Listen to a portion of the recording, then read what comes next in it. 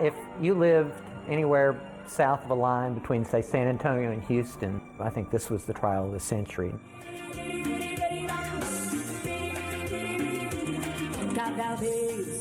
Selena, a wonderful, talented, young lady, was dead.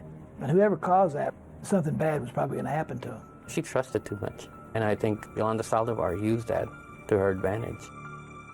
I don't think Selena knew or understood what this woman was capable of.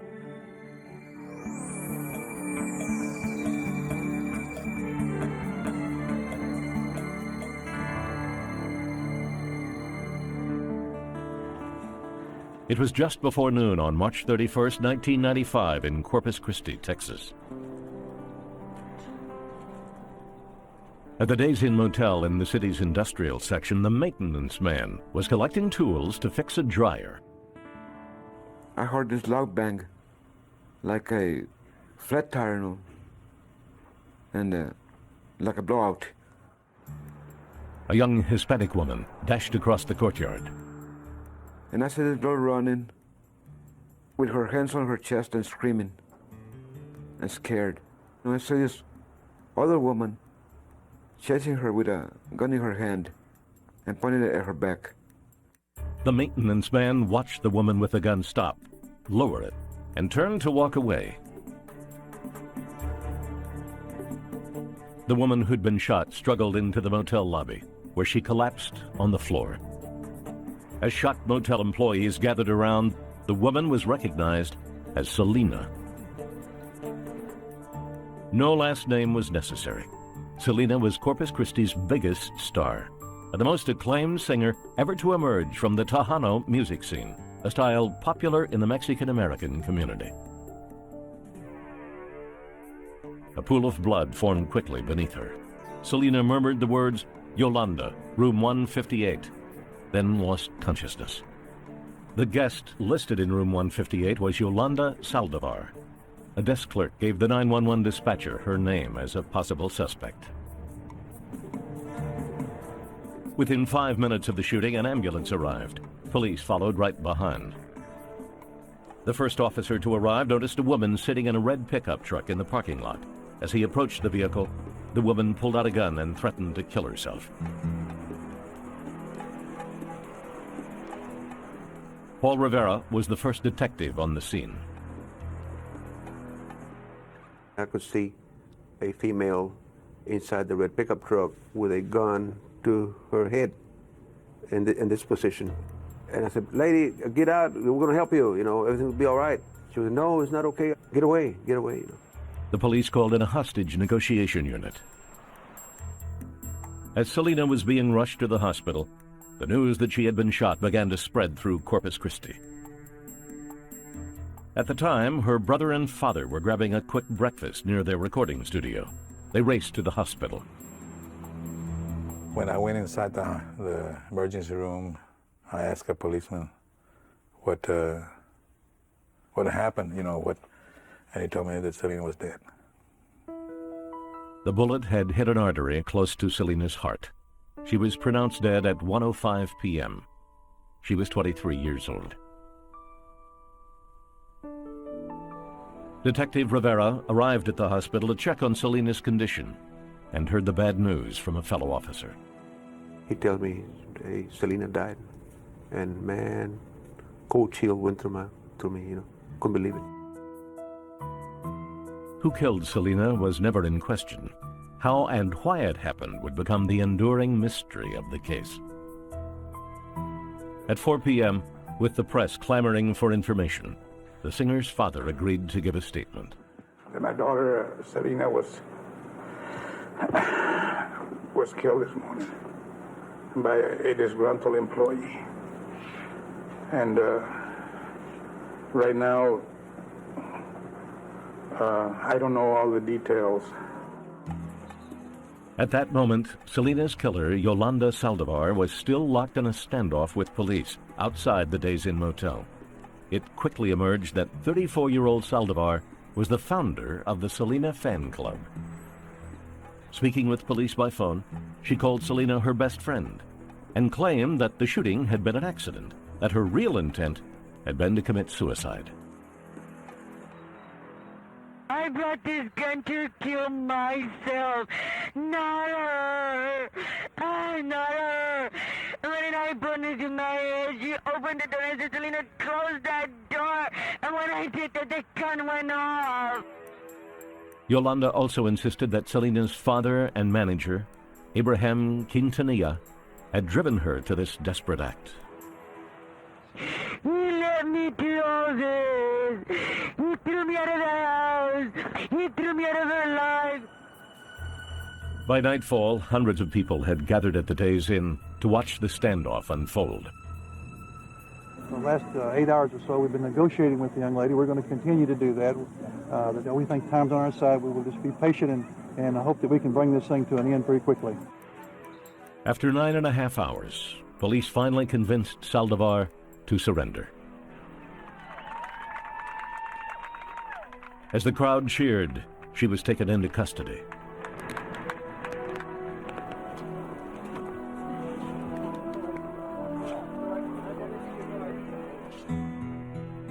A folk hero had been taken from them, and justice needed to be done. That night, under police interrogation, Saldívar signed a confession. In it, she admitted to shooting Selena. At this point, most of the country had never heard of Selena. Among Mexican Americans, however, the 23-year-old was a household name, known as the Mexican Madonna. But Selena had been shielded all her life by her father.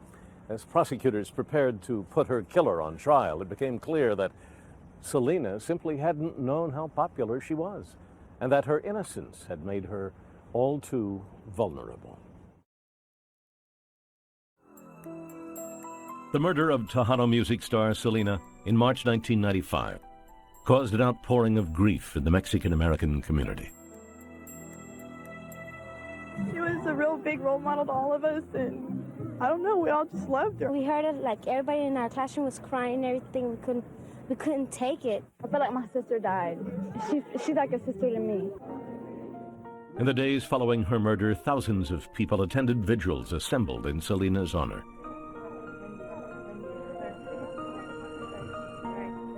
The motel room where she was shot and her home were quickly transformed into shrines. The Mexican-American community really has never had somebody that they can point to and say, there is one of ours, this is a person from us who rose up and became famous and became rich, and Selena was that person.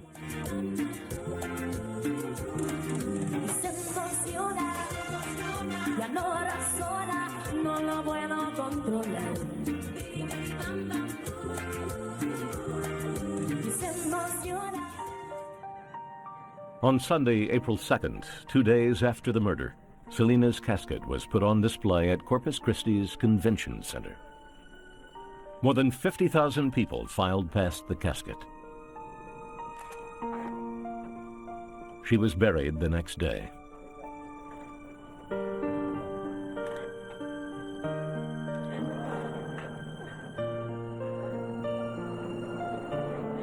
As Selena was mourned, her killer, Yolanda Saldívar, was held under heavy guard in the Nueces County Jail.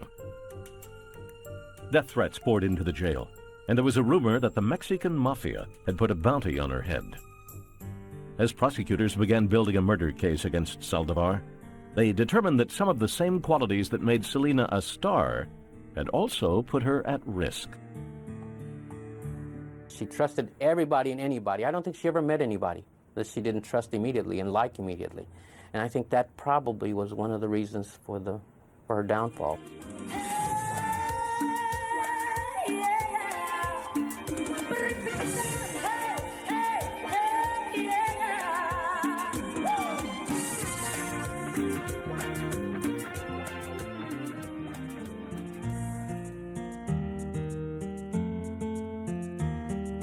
Selena Quintanilla was born in 1971 in a small town near Houston called Lake Jackson. Her father was a clerk at the local Dow chemical plant. Selena was the youngest of 3 children. Every day after work, her father would play the guitar. He discovered Selena's talent one day when the 6-year-old started to sing along. She had a sense of timing, you know, with the rhythm of the music. She was on pitch, and she sounded great for a 6-and-a-half-year-old girl. Abraham Quintanilla nurtured his daughter's talent and eventually created a band with Selena as the lead singer, her brother, known as A.B., on bass, and her sister Suzette on drums. By the time Selena was 12, the family had moved to Corpus Christi and the band had become a family business. Selena's father decided that they should play música tejana, a lively fusion of Mexican, polka, and country music.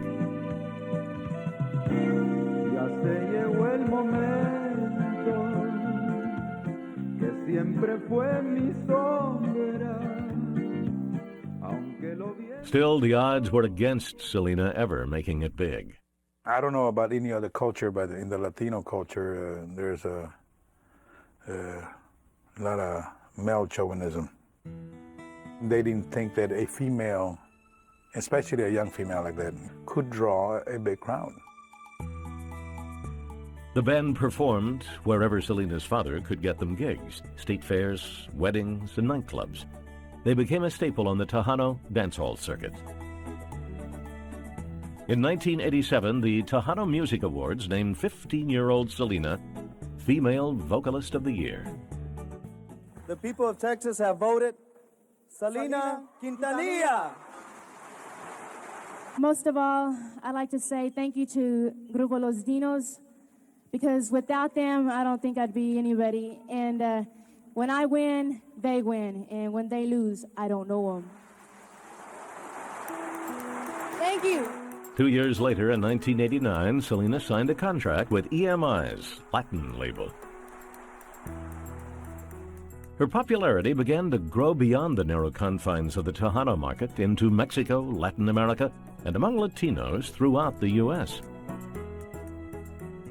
Then, in 1991, at a concert in San Antonio, a nurse named Yolanda Saldívar saw Selena perform for the first time. Like many fans, Yolanda felt an instant attraction to Selena and the qualities she represented on stage.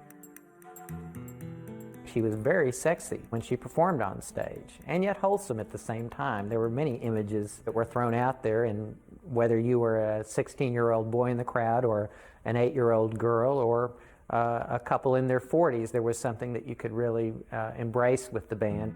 Saldívar began calling Selena's father, requesting permission to start a fan club. You know, she was really persistent. I thought it was a good idea.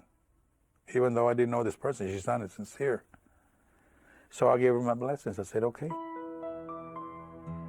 Yolanda began setting up the club and soon found it easy to identify with the singer even more. After all, Selena was a fellow Mexican-American from a close-knit family. I'm a firm believer that Hispanic families are real tight. They seem to stick together, believe in real family unity. And you can see by our family, we work together really well. Even though Yolanda did not have regular contact with Selena, she was thrilled by the excitement of working for a star. Her whole life was transformed when that happened. She became somebody else. She became somebody. Yolanda would eventually quit her nursing job to work for Selena full-time. The next few years were a heady period in Selena's career. Her 1994 album Amor Prohibido reached #1 on the Billboard Latin chart. That same year, her album Selena Live won a Grammy Award for Best Mexican-American Album. It's great. It's an honor, totally. I was just happy to be nominated and just to be around all the stars. I was there with my camera trying to take pictures. Despite her success, Selena impressed fans with her easygoing style. Hi, Flaco, ¿cómo estás? She was seen as a singer of the people. Thank you very much. Gracias. Thank you. Well, when I'm not performing or I don't have to do special TV things, I like to be like this, relaxed, just like anybody else. This is more for show. She was just a good human being. And people understand that instinctively. And I think they saw that in Selena. As the singer matured, she began to assert her independence. Over her father's objections, she married the band's guitarist, Chris Perez. She also launched her own clothing line and opened 2 boutiques called Selena Etc., one in her hometown of Corpus Christi and another in San Antonio. As fan club president, Yolanda Saldívar was doing a commendable job. So when Selena needed a store manager, her father suggested Saldívar. Selena eventually hired Yolanda to manage both boutiques. To be honest with you, we like Yolanda. We would invite her to go meet at our house, you know. I don't think Selena ever saw the fact that there are people who want to manipulate you. She trusted too much, and I think Yolanda Saldívar used that to her advantage.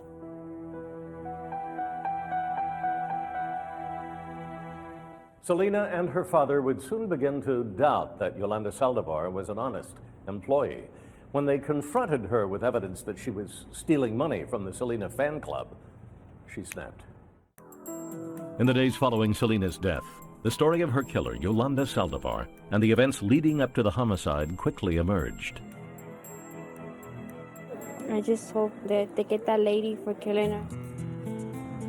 Amid the public outrage in Corpus Christi, Texas, it was a challenge for the court to find a lawyer willing to represent Saldívar. Attorney Douglas Tinker agreed to take the case, despite his wife's protests. She said, okay, you can take it, but for God's sake, don't win it. And I said, well, you know, from what I hear about the case, that it's going to be a tough case to win. On April 6, 1995, a grand jury indicted Saldívar for first-degree murder. She pleaded not guilty. She didn't appear to have much of a case. Prosecutors had a signed confession in which she admitted to the shooting. But 2 crucial developments threatened to complicate matters for the state. First, in July, a Texas Ranger named Robert Garza revealed damaging information about the police interrogation. Garza had been outside the room at the Corpus Christi police station where Saldívar's confession was taken. He said he overheard Saldívar say the shooting was an accident, an explanation that had not been included in her sworn statement by lead detective Paul Rivera. The position she took, that Mr. Rivera was not telling the truth, that I told him it was an accident, he wouldn't put it in there. You know, I had a tendency not to believe her about that, and then all of a sudden the Texas Ranger comes up and verifies that's what happened. Then the defense received a tip that Saldívar's standoff with police had been recorded. Up to that point, police had not revealed the existence of the tapes. Now they were released. And there it was. Saldívar's repeated claims that the shooting was an accident, laid out over nearly 5 hours of tape. It was an accident. I swear to God, it was an accident. As the case progressed, everything she told me, we ended up finding out was true. I was excited about her honesty to me. As the defense grew more confident, pressure in the DA's office was mounting to get a conviction. Every single thing we were doing was under a microscope, and the microscope was real big. From the start to the finish, I kept saying, this is a simple case of murder. That's what we intend to prove. The prosecution focused its attention on Saldívar's obsessive behavior in the months leading up to the shooting and her actions following it.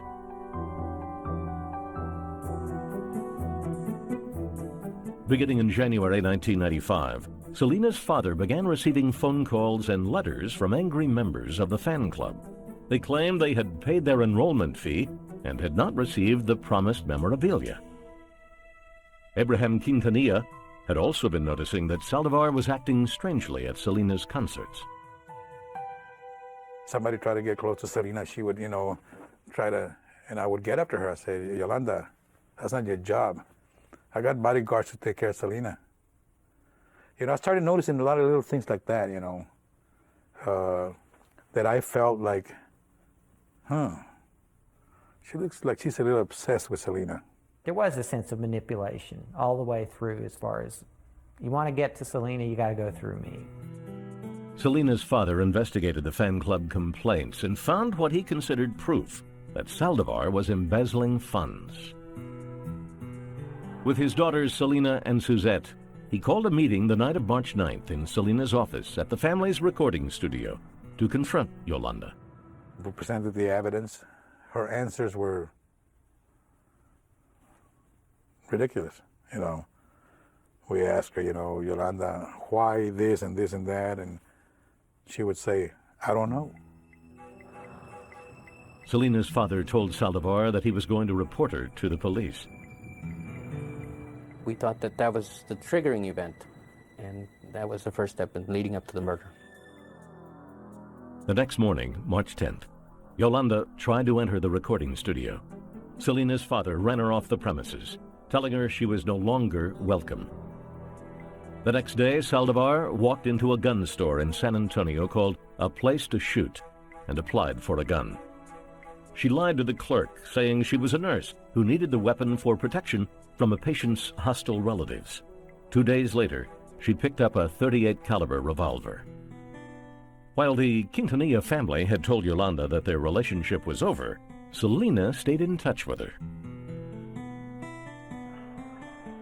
In fact, Selena told Yolanda she still needed her help in setting up another boutique in Monterrey, Mexico. So the two women remained in regular contact. According to prosecutors, Yolanda was so pleased that she had not been cast out by her idol that she actually returned the gun she had bought. And yet, as Selena began pressuring Yolanda to return important business documents, Saldívar bought the gun again. Near the end of March, Saldívar was in Mexico on business, where an associate says she seemed devastated and often wept inconsolably. On March 30th, she returned to Texas and checked into room 158 at the Days Inn Motel. Around 11 p.m. that night, Selena and Yolanda met. Yolanda handed over some of the business documents, and Selena returned home. Later, Yolanda contacted Selena at her house. She claimed she had been raped in Mexico and said she needed a doctor. Selena agreed to take her to the hospital in the morning. Around 9 a.m., the singer left her husband sleeping in bed and picked up Yolanda. At the hospital, it was clear Selena didn't believe the rape story. When Yolanda's physical exam proved inconclusive, Selena pulled the nurses aside and told them she thought her friend was lying. The women returned to the motel. Prosecutors believe Saldívar was now desperate and angry. She knew it was over, and she was out. And I think in many respects her life was over, because whatever status she had gained through her association with Selena was gone for whatever reason. Possibly because Yolanda thinking, well, if I can't be around you, no one can. Only Yolanda Saldívar could fully explain what happened in room 158. Prosecutors planned to argue that at some point just before noon, Selena determined the relationship was over and removed a friendship ring that Yolanda had given her. When Selena takes that ring off, that's the final blow. She couldn't control her anymore. She couldn't manipulate her anymore. So she wasn't going to let that happen. And the final act of control, the final act of manipulation was to kill her. Then prosecutors believe Saldívar took out the gun, aimed it at Selena, and pulled the trigger. The ring was found clutched in Selena's hand in the ambulance. She had been shot in the back. Yolanda recalled the events surrounding the shooting very differently. She claims she didn't buy the gun out of anger, as prosecutors allege, but because Selena's father had threatened her repeatedly after he had accused her of stealing money from the fan club. She was threatened by Mr. Quintanilla. She was fearful of Mr. Quintanilla. In fact, the day of the shooting, Yolanda had a copy of a letter of resignation addressed to Selena in her possession. It read, "The day-to-day dealings with certain members of your family has made it impossible to work for you." In the motel room, according to the defense, Yolanda was planning to commit suicide right in front of her idol. But as she gestured with the gun, it went off accidentally, She claims she didn't even know whether Selena was hit, and that she was in her truck looking for Selena when police arrived. A jury would now decide whether it was intentional murder or a tragic accident. A key to Yolanda Saldívar's version of events was the idea that the gun she owned could have accidentally misfired. This was the same gun that she had safely held to her head during her 9.5-hour standoff with police. In court, the prosecutor would try to dispel the defense theory by holding Yolanda's gun to his own head.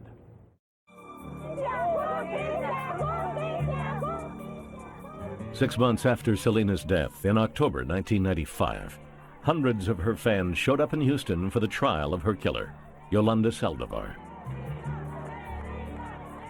If you lived anywhere south of a line between, say, San Antonio and Houston, all the way down to Tierra del Fuego, I think this was the trial of the century. The trial had been moved to Houston from Corpus Christi after Judge Mike Westergren agreed with the defense that Saldívar could not get a fair trial in Corpus Christi because of the intense publicity about the crime and the popularity of Selena in the city.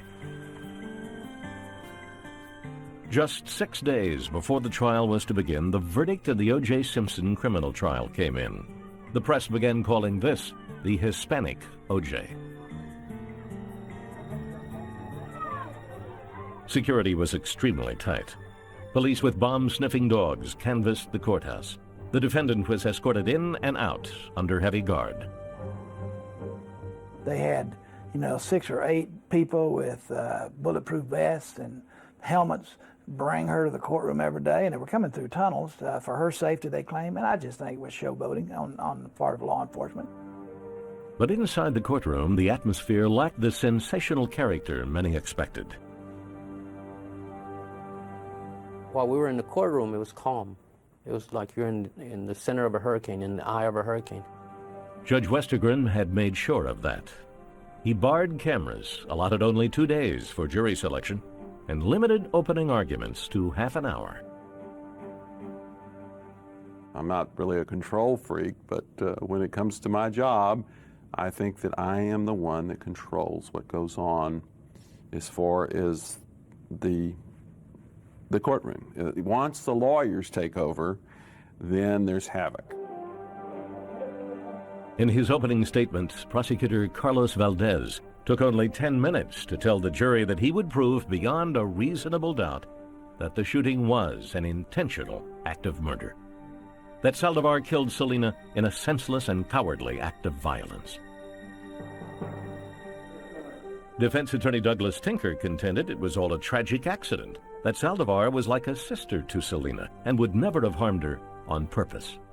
He promised to show that Selena's father had frightened Saldívar to the point where she bought a gun for protection and was suicidal on the day she shot Selena.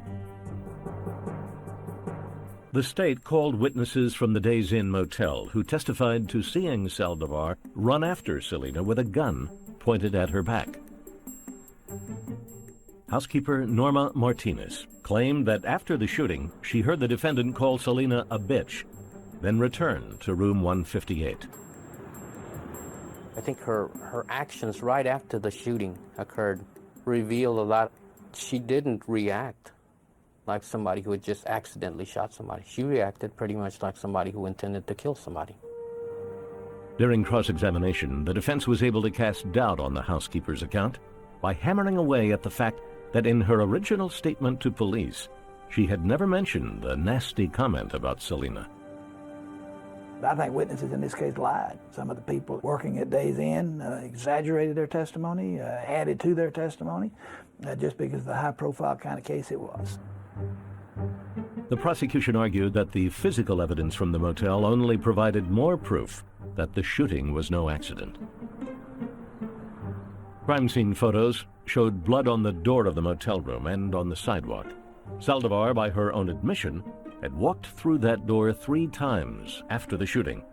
Was it possible, as she claimed, that she didn't know Selena had been hit?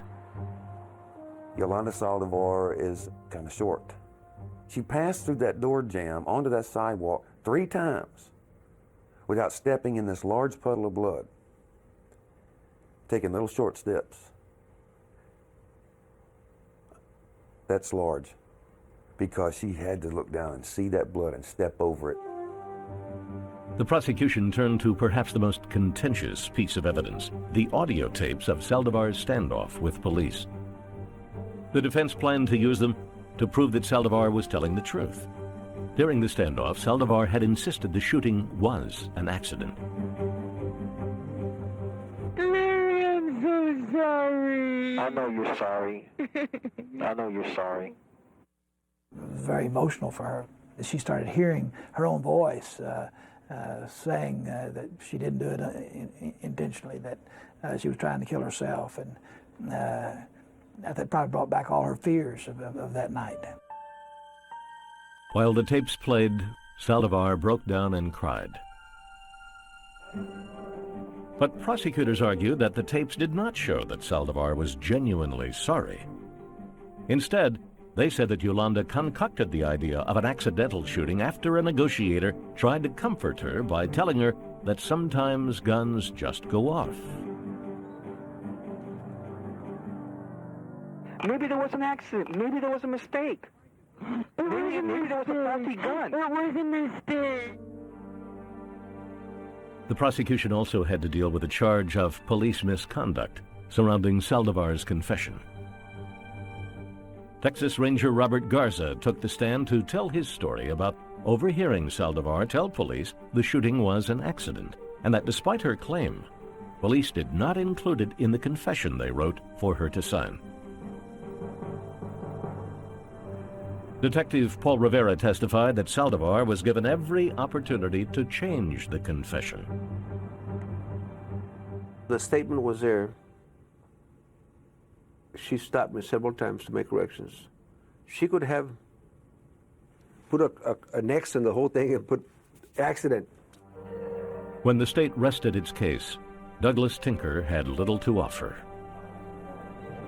The defense decided that Yolanda Saldívar would not testify. If they didn't believe her when she was saying it in the truck, would they more likely to believe her if she'd say it again? And we decided no. Tinker also surprised observers by not even cross-examining Selena's father, whom he had accused of threatening Saldívar to the point where she decided to buy a gun. We felt that the jury might resent us beating up on the father of the deceased in the case, that they might not like us for doing that. In closing arguments, Prosecutor Valdez left the jury with a lasting image. Through part of his presentation, he held the murder weapon to his own head in order to make a point. I don't think it's a coincidence that for 9 hours she holds police at bay with the gun. She has it cocked, she has it to her head, she's fiddling with the radio, she's talking to the police on the phone, she's doing all these things, talking to a bunch of people with the gun cocked and to her head, and it never goes off. And then one single time that she points it at Selena, she just points it at her, it accidentally shoots. No, you can't believe that. When she pointed at Selena, she meant to pull the trigger. As the jury deliberated, they examined the gun themselves. The first thing that I wanted to do when the evidence came in, personally, was to feel the trigger pull on the weapon to see if it was a hair trigger or if it required effort to pull the trigger.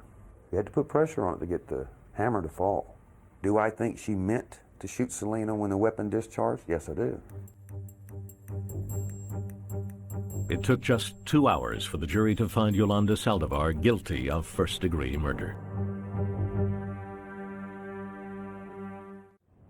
The jury was clearly not swayed by Saldívar's repeated claims on the standoff tapes that the shooting was an accident. But there was still the matter of her sentence. Yolanda faced a possible life term in prison. Now the question was whether she would show any genuine remorse about killing Selena. In late October 1995, Yolanda Saldívar was convicted of the first-degree murder of Tejano singing star Selena, and now faced a possible life sentence. Some of Selena's fans made it clear that one way or another, justice would be done. If they don't send her to prison, she won't be here too long. I guarantee that. Somebody will get rid of her. At her sentencing hearing, The prosecution argued that nothing short of life in prison was an appropriate punishment for the woman who killed Selena. Prosecutor Carlos Valdez even challenged the jury to deduct time for anything Saldívar had done right. In this case, there was nothing like that. Nothing to mitigate a life in prison. Nothing to show that that she had any remorse, that she tried to help Selena. Saldívar's father took the stand on his 69th birthday to make a plea for leniency. He turned to the jury and, before the prosecution could object, posed a question of his own. Did they believe in God? More than half of the jurors' hands shot up. I felt compassion for him. That's his daughter. He loves her. And I understand that. I understand that very well. On October 26th, the jury was ready to announce Saldívar's fate.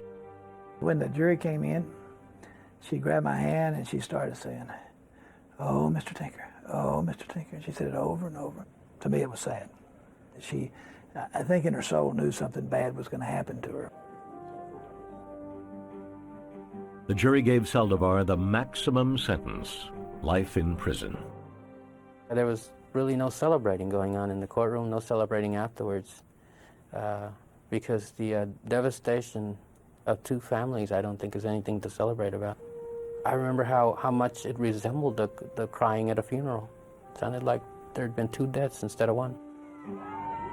But outside, Selena's fans did celebrate, feeling that justice had been done. Yes, we gave her life. We gave her life. Yolanda Saldívar was sent to a women's prison in Gatesville, Texas. Because of the many death threats she received, she was placed in isolation. To this day, she maintains she told the truth. I did not kill Selena. It was an accident. And my conscience is clear. Well, my reaction to that is, how can you have a clear conscience? Let's say that it was an accident. You know, if I killed somebody, even accidentally, my conscience would be eating at me. It's not normal, it's not right. Saldívar is currently appealing her case. Perhaps her strongest argument concerns her confession. During her standoff with police, a negotiator can be heard asking if she wanted a lawyer. Saldívar clearly answered yes. Do you want to talk to your attorney? When you come out of the truck, do you want to call him first?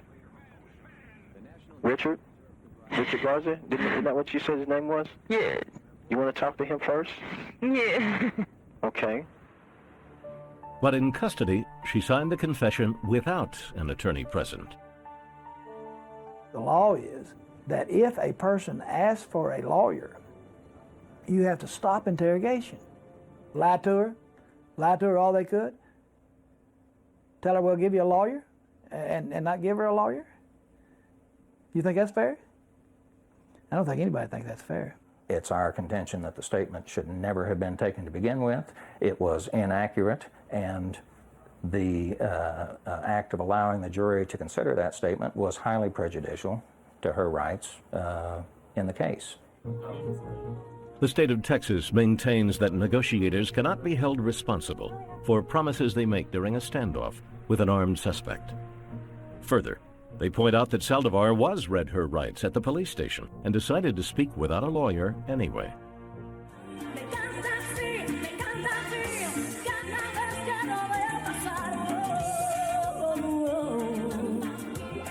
Selena's untimely death, like that of many celebrities, has only increased her popularity.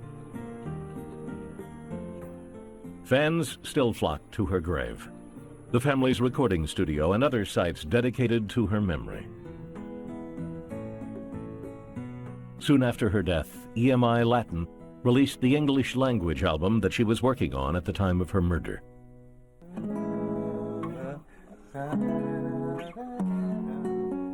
In 1997, Selena's father served as executive producer on a film about his daughter's life. The film did not address the question that has haunted Selena's fans ever since her murder. Why did Yolanda Saldívar do it? We could ask ourselves why, and we can talk about it for 100 years, and I don't think you'll ever get an answer as to why. Because the only person who knows why is denying that it happened, and will never, ever admit it, never. It's as fresh in our mind as if it happened this morning. You know, and I guess it'll be like that for the rest of our lives.